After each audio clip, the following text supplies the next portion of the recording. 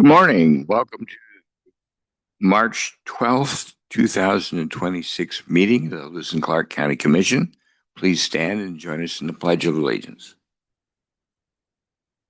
I pledge allegiance to the flag of the United States of America and to the republic for which it stands, one nation under God, indivisible, with liberty and justice for all.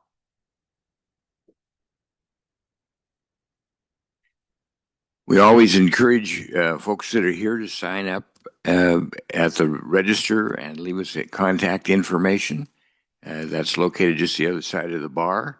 And there's also an agenda there for anyone who's interested. I'm going to introduce our folks today, starting first with Roger Baltz, our Chief Administrative Officer, TJ Murphy and Nico Hash representing the County Attorney's Office, helping us to stay legal. Commissioner Candace Payne. I'm chair of the commission this year, Tom Rolfe. Commissioner Andy Hunthausen. And over to my far left is Brandi Grande, who is our recording secretary, who's going to make record of this meeting. We have a couple of consent action items to start off with. Mr. Baltz, you want to present those? Thank you, Mr. Chair and Commissioners. The first item is item 3A on the agenda, vendor claims report for the week ending March 13, 2026. Staff recommends approval of that item. The second item is item 3B, public meeting minutes for February 17, 19, 24, and 26, and March 3, 2026. And staff recommends approval of that item as well. Thank you, Commissioners. Commissioners, do you have any questions about those consent action items? Is there any public comment? Any public comment on those items? Seeing none, do we have a motion? Mr. Chair, I would move that we approve consent action items 3A and B as presented. Second. Is there any further discussion on the motion to accept these items? Any further discussion? If not, we'll move to a vote. All those in favor of consent action items 2A and 2B as presented by Mr. Baltz, please say aye. Aye. Aye. Opposed, same sign. Motion passes unanimously. Our only action item on today's agenda is a request for Lewis and Clark County to participate in the Remnant Defendants National Opioid Settlement. Ann. Good morning, Mr. Chair, Commissioners. Ann McCauley, Director of Grants and Procurement. Before you today is a new national opioid settlement that just came in last week. This is referred to as the Remnant Defendant Settlement. There was 6 Remnant defendants part of this litigation. Those were Associated Pharmacies, J.M. Smith Corporation, Louisiana Wholesale Drug Company, Morrison-Dixon Company, North Carolina Mutual Wholesale Drug Company, and the United Natural Foods, including its subsidiaries SuperValue and Advantage Logistics. Lewis and Clark County is an eligible entity participant in this settlement. Unlike previous national opioid settlements that we've seen, this one only includes local jurisdictions, so counties and cities over 30,000 people. It does not have an allocation for state attorney generals or states. Settlement funds must be used for core strategies and approved uses. These are set forth in Exhibit D of this settlement, but it's identical to the Exhibit E of the other settlements that we've been receiving. If effectuated, the proposed remnant defendant settlement will result in $97,625,000 nationally. Of this amount, Lewis and Clark's allocation is 0.0167%, so less than a 0.02%, which I've preliminarily estimated will result in approximately $14,000 as a one-time payment. So fairly small in scope to some of the other larger settlements that we've seen, but still something that we're eligible to receive. For Lewis and Clark County to participate in this settlement, the county needs to approve and execute the combined subdivision participation release form These required forms were sent to me recently via DocuSign.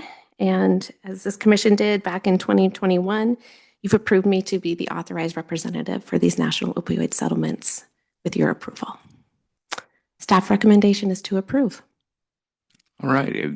Could we just take a minute and maybe talk a little bit about how the county has used some of this money and the group that helps decide on that, on where it goes as well a little bit? Yes, Commissioner or Chair, thank you. So there's two streams of money coming in from these national opioid settlements. One is the larger amount, and that is going to the Montana Opioid Abatement Trust. That's a trust that's set up at the statewide level, and it has abatement regions throughout the state. Lewis and Clark County has our own abatement region, referred to as the Lewis and Clark Metro Opioid Abatement Region, and that is made up of a commissioner from this board, a city commissioner, City of East Helena commissioner, and then 2 appointees from the community. That 5-person committee takes in applications for funds that are allocated to the Lewis and Clark Metro region and makes those recommendations back up to the advisory board at the state level for funding. Those funds have supported a number of projects to date in the community. Street outreach programs, the physician assistant working in the detention center. There's been, I think, 6 to date of programs within our community where those opioid funds are doing prevention, treatment, or recovery for opioid remediation. These funds that are held here at the county and coming directly to the county are up to the discretion of this board for funding. In this past year, you've had a couple of requests for the continuation of the medical assisted treatment or the medication opioid use disorder drugs that are being offered to people enrolled with MAP Bridges in the detention center. It's also supporting the universal home visiting program through the continuation of this year. And as well as the recent obligation of funds to the Journey Home and Many Rivers Health to get the Journey Home up and running. Okay, thank you. Commissioners, you have any other questions about the proposal? No, All right. I think she's All right. done an excellent job. All right. And do we have any comments, any public comment on this item? Any public comment on this item? Well, seeing none, do we have a motion? Mr. Chair, I move that we approve the request for Lewis and Clark County to participate in the Remnant Defendants National Opioid Settlement as presented by Ann McCauley. Second. We have a motion and a second. Any further discussion by the commission? I just like to say I really appreciate the work of the committee. I was served on it for a short time. I think Commissioner Hendhausen is our representative now, and I think they've been able to fill some gaps. And we got to be close to close to $750,000, maybe a little bit more that we've spent that we've been able to place around the county. Mr. Chair, I think we're over 900,000 Wow. funds obligated Wonderful. through those 2 years now. That's wonderful. Yeah. Good. All right. Well, thank you. Thanks for the great work that group is doing. All right. If there's no further discussion, we'll move to a vote. All those in favor of the request for Lewis and Clark County to participate in the Remnant Defendants National Opioid Settlement, as explained by Ann McCauley, please say aye. Aye. Aye. Opposed, same sign. Motion passes unanimously. Rather short meeting this morning, but we always like to offer at the end of our meetings an opportunity for people to make a public comment on any item that's under the jurisdiction of this commission, but not on today's agenda. So is there any public comment? Is there any public comment? There being none, we're adjourned.